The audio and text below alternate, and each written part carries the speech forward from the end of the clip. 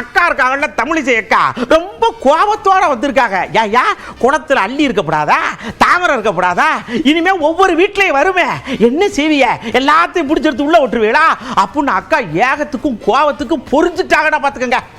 அண்ணன் சேகர் பாபு நேற்று வந்து ஒரு பூங்காவை போய் பார்த்ததுல பதற்ற அடைஞ்சிட்டாரு. ஏன்னா அந்த குளத்துல கொஞ்சம் தாமரை, அதுல அள்ளி தாமரைக்கு பெருசா வித்தியாசம் இல்ல. தாமரையை பார்த்த உடனே தாமரை எங்கேயுமே வளர்ந்துடக்கூடாது, இந்த குளத்துல கூட இருக்கக்கூடாது. நான் இன்னொன்னு கேட்டுக்கிறேன், அந்த குளத்துல அந்த தாமரை அப்படியே தான் இருக்கணும். அதை அப்புறப்படுத்திங்கன்னா நாங்க ரொம்ப கோவப்படுவோம். ஏன்னா குளத்துல கூட உங்களுக்கு தாமரை மலர்வதை நீங்கள் சகித்துக் கொள்ள முடியவில்லை. ஆனால் பல குடும்பங்களில் தாமரை மலரப் போகிறது.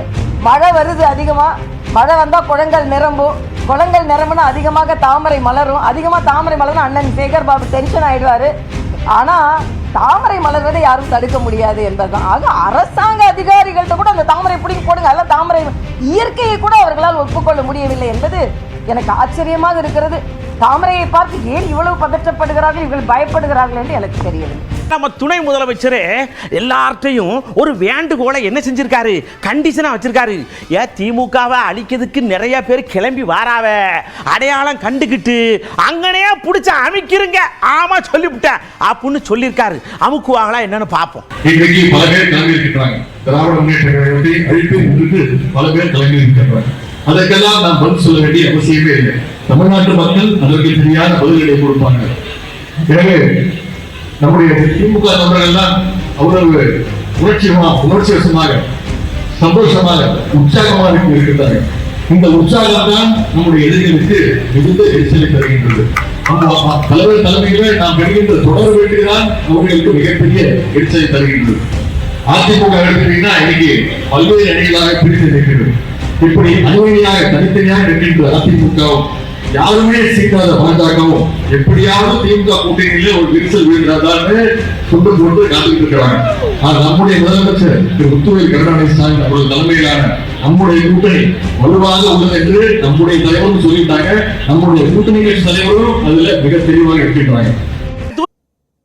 ஒன்று சாலையில அந்த ஓரத்துல நில்லு, இல்ல இந்த ஓரத்துல நில்லு. நீ நடுவால நின்னா லாரி அடிச்சு செத்து போயிடுவா பாத்துக்க.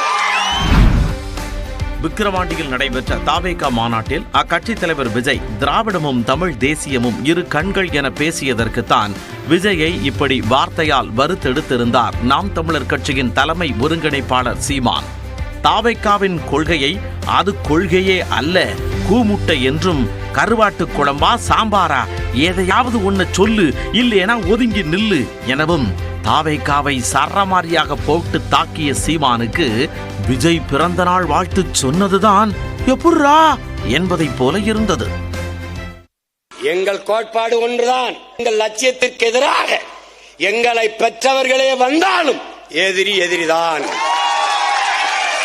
அதுல அண்ணனும் கிடையாது, தம்பியும் கிடையாது. எதிரிதான் என்றவரை சகோதரர் என குறிப்பிட்டு திரு சீமான் அவர்களுக்கு இனிய பிறந்த நாள் என பதிவிட்டிருந்தது விஜயின் கண்ணியத்தை வெளிப்படுத்துவதாகவும் இருந்தது.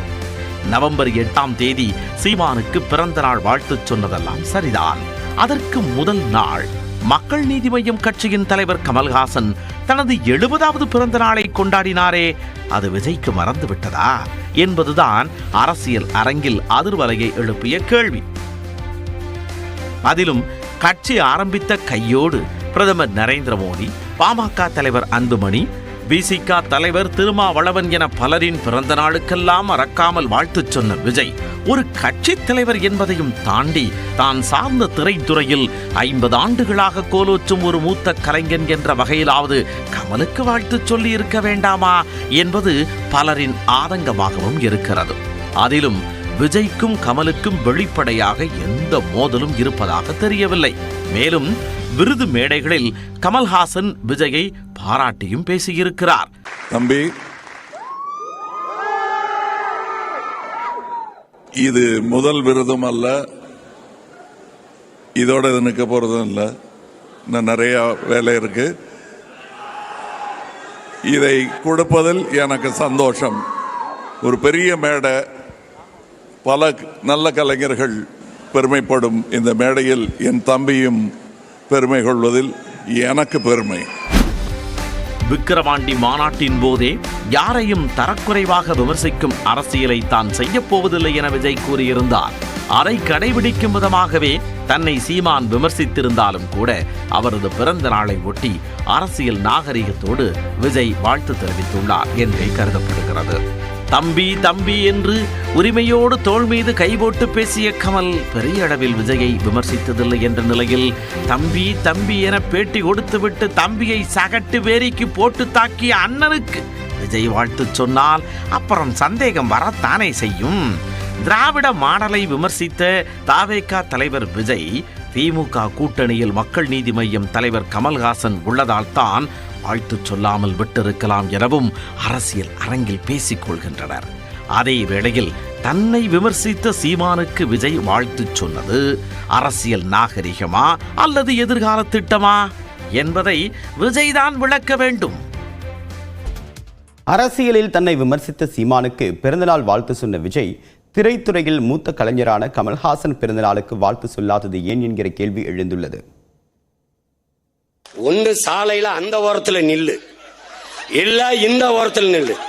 நீ நடுவால நில்லாம் லாரி அடிச்சு செத்து போயிருவா பாத்துக்க. விக்கிரவாண்டியில் நடைபெற்ற தாவேகா மாநாட்டில் அக்கட்சி தலைவர் விஜய் திராவிடமும் தமிழ் தேசியமும் இரு கண்கள் என பேசியதற்குத்தான் விஜயை இப்படி வார்த்தையால் வறுத்தெடுத்திருந்தார் நாம் தமிழர் கட்சியின் தலைமை ஒருங்கிணைப்பாளர் சீமான். தாவேகாவின் கொள்கையை அது கொள்கையே அல்ல, கூமுட்டை என்றும் கருவாட்டு குழம்பா சாம்பாரா எதையாவது ஒன்னு சொல்லு, இல்லையென ஒதுங்கி நில்லு எனவும் தாவேகாவை சரமாரியாக போட்டு தாக்கிய சீமானுக்கு விஜய் பிறந்த நாள் வாழ்த்து சொன்னதுதான் எப்படிரா என்பதை போல இருந்தது. எங்கள் கோட்பாடு ஒன்றுதான். எங்கள் லட்சியத்திற்கு எதிராக எங்களை பெற்றவர்களே வந்தாலும் எதிரி எதிரிதான். அதுல அண்ணனும் கிடையாது, தம்பியும் கிடையாது.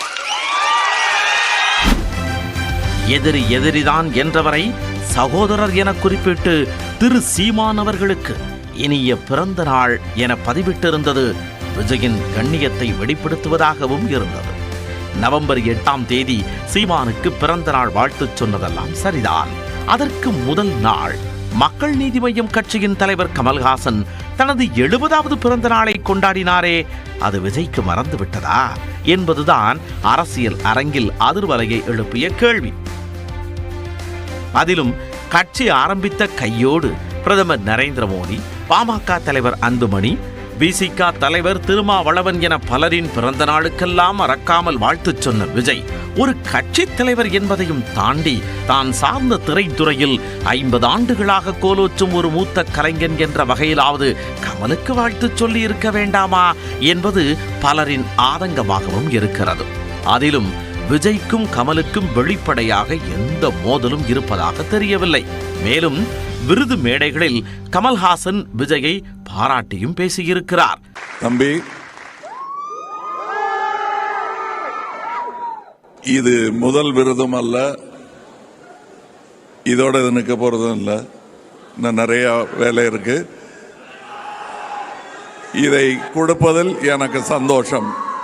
ஒரு பெரிய மேடை, பல நல்ல கலைஞர்கள் பெருமைப்படும் இந்த மேடையில் என் தம்பியும் பெருமை கொள்வதில் எனக்கு பெருமை.